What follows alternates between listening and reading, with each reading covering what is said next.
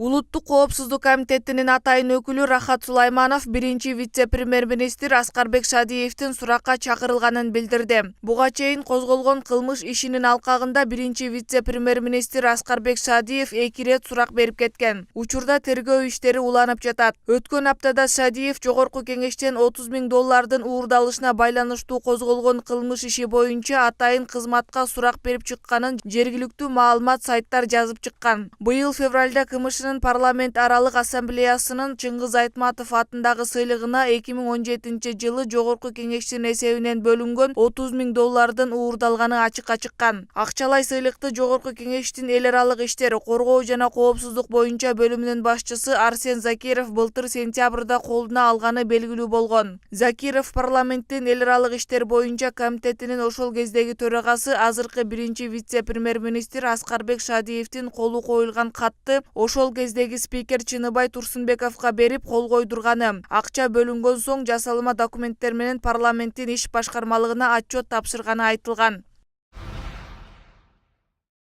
Шыкмаматов мандатынан ажырашы мүмкүн. Бул тууралуу Борбордук шайлоо комиссиясынын төрайымынын орун басары Абдыжапар Бекматов билдирди. Айыпка жыгылуу дагы соттолгонго барабар. Эгер Бишкек шаардык соту Алмамбет Шыкмаматов 5 миллион сом айыпка жыккан райондук соттун өкүмүн күчүндө калтырса, анда депутаттык мандат алынат.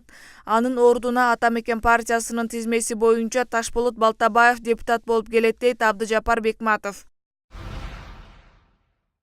Баткен шаарында 21 марттан бери 4 мектеп окуучусу изделүүдө. Бул туурасында Баткен облустук ички иштер башкармалыгынын басма сөз кызматынан билдиришти. Маалыматка ылайык 21 март күнү болжол менен саат 9:00 чамасында Баткен шаарынын тургуну 2005 жылы туулган Адилет Полотов жана 2006 жылы туулган Азизбек Мамытов өздөрү жашаган үйдөн Баткен шаарынын Борбордук стадионуна майрамга барабыз деп чыгып кетишкени боюнча дайынсыз болууда. Ал эми ошол эле Нооруз майрамы күнү болжол менен саат 13:00 чамасында Баткен районунун Бужум айылынын тургуну 2002 жылы туулган Кубатулуу Бекболот жана 2007 жылы туулган Ташбаев Илимбек аттуу балдар Нооруз майрамына карата Борбордук стадионго үйлөрүнөн чыгып кетишкени боюнча кайра кайрылып келишкен эмес. Балдарды издөөгө көмөк көрсөтүүнү суранабыз. Ошондой эле кандайдыр бир маалымат болсо тез аранын ичинде Баткен облусунун ички иштер башкармалыгынын төмөнкү телефон номерлерине билдирип коюңуздарды суранабыз деп билдирет басма сөз кызматынан.